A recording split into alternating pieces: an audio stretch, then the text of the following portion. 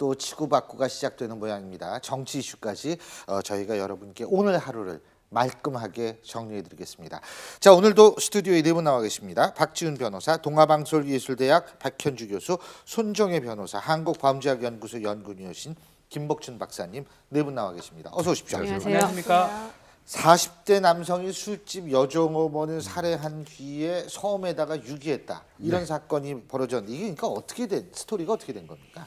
네, 이게 이제 그 목포 쪽에서 발생한 사건인데 이 남성이 아마 이제 그 이 여성이 근무하는 그 주점에 자주 갔었던 것 같고요. 어느 정도 좀 이제 친교가 형성되니까 남성이 이제 원룸에 거주를 하는데 이 여성분이 그 원룸에 이제 놀러 갔었던 것 같아요.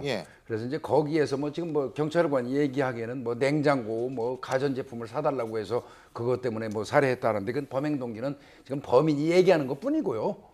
사실상 뭐 이제 실질적인 어떤 다른 그 요인이 있는지는 더 조사를 해봐야 될 입장이고요. 여하튼 거기에서 이 여성을 살해를 한 게 6월 22일이에요. 이제 22일 그 살해를 하고 사체 처리하는 사이에 딸이 하나 있어요. 피해자한테는 이제 이분은 그 파트타임으로 주점에서 일한 분이지 또 전문으로 그 집에서 일한 그 종업원도 아니에요. 그러니까 딸이 이제 엄마가 나가서 3일이 되도록 안 들어오니까 6월 25일 날 경찰에 가출 신고를 했고 경찰 입장에서 보니까 너무 시간이 오래됐고 타당하지 않으니까 실종 수사로 전환을 했습니다. 요즘에 실종 수사로 전환을 하면 강력 사건에 준해서 수사가 들어가요. 그러다 보니까 이제 수사를 하게 되는데 피해자의 휴대폰을 가지고 이제 위치 추적하고 통화 내역 조회를 했고요. 그래서 최종적으로 통화한 사람이 이제 이번 범인인 걸로 이제 알려졌고요. 그다음에 피해자가 차를 가지고 있어요. 그래서 피해자 차를 CCTV 동선 파악을 했더니 이 범인이 그 가지고 있는 원룸 쪽에 이제 연결이 된 거고요. 그래서 원룸에 가가지고 먼저 CCTV를 경찰관들이 전부 다 확인을 해봤더니 누가 봐도 사람의 시신임을 알 수 있는 그 사람을 그 이불에 싸가지고 새벽 시간대에 이 남성이 들고 나오는 게 보였어요. 그래서 이제 그걸 추궁해가지고 모든 자백을 했고 사체를 그럼 어디에 치웠냐 했더니 목포에서 배를 타고 들어가고 그러니까 차에다가 시신을 싣고 그 차를 가지고 가서 항구에서 배에다가 차체 싣고 차를 배에다 싣습니다.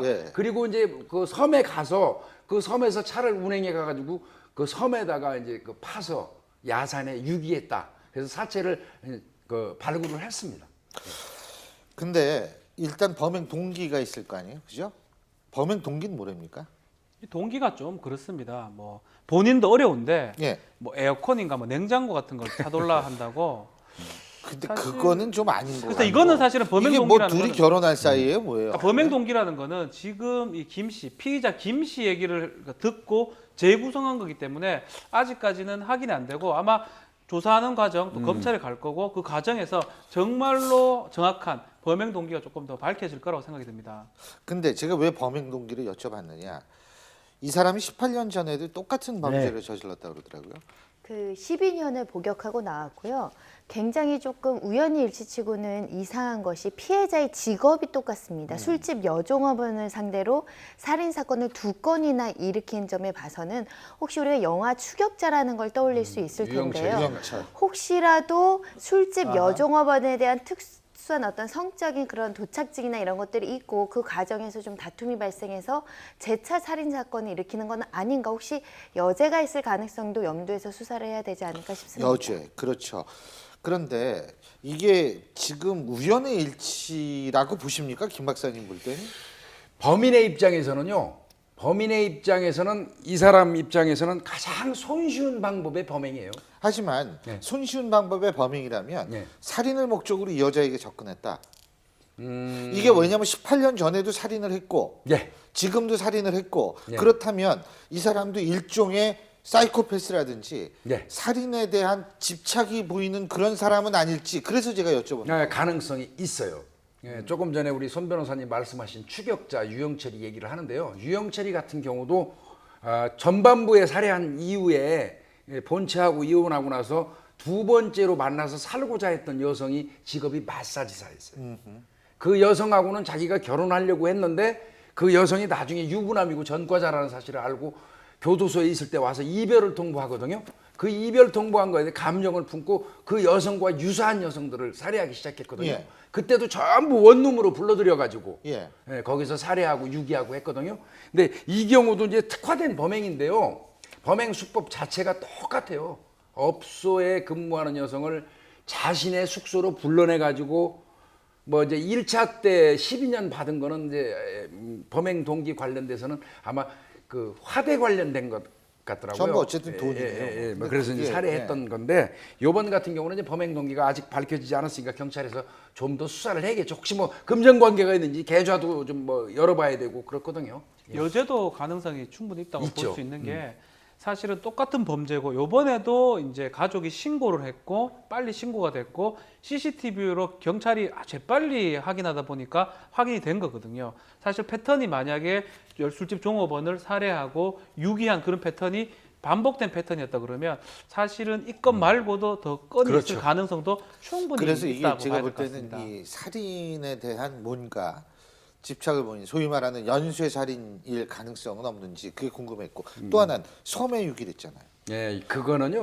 섬은 그건 뭐 괜찮나요? 이 사람 입장에서 이제 아니 더더군다나 이제 범행 장소가 목포 아니겠습니까? 네. 목포 쪽에는 섬이 많아요. 그래도 공교롭게 또 신안 쪽인데요.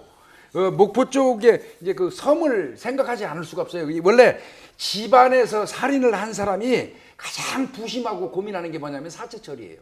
그렇겠죠. 예, 자기 집안에서 그 하고 나면 그래서 사체 처리를 용이하게 하려고 이제 훼손해 가지고 조금씩 갖다 버리는 그런 수법도 많이 쓰잖아요. 이 사람 같은 경우는 아예 이제 이불에 통째로 싸가지고 이제 유기한다는 걸 생각했는데 미리 시나리오가 있었던 거예요. 섬 쪽에 갔다가 왜 섬은 사람들이 많이 오가는 장소가 아니거든요. 발견이 비교적 다른 곳에 비해서 잘 안 될 수 있는 장소라고 본인이 계산을 한 거예요. 그래서 섬으로 간 거로 보여집니다. 어쨌든 제가 볼 때는 범행 동기가 제대로 밝혀져야만 여죄의 맞습니다. 가능성뿐만이 아니고 네. 이 사람의 어떤 그 사이코패스적인 연쇄 살인의 가능성도 네. 밝혀질 수 있지 않을까라는 생각이 들기 때문에요. 저희가 이 범행 동기가 과연 무엇인가? 이 연쇄 살인이라는 얘기 저도 꺼내고 싶진 않지만 그런 부분을 위해서라도 하루빨리 좀 밝혀졌으면 좋겠습니다.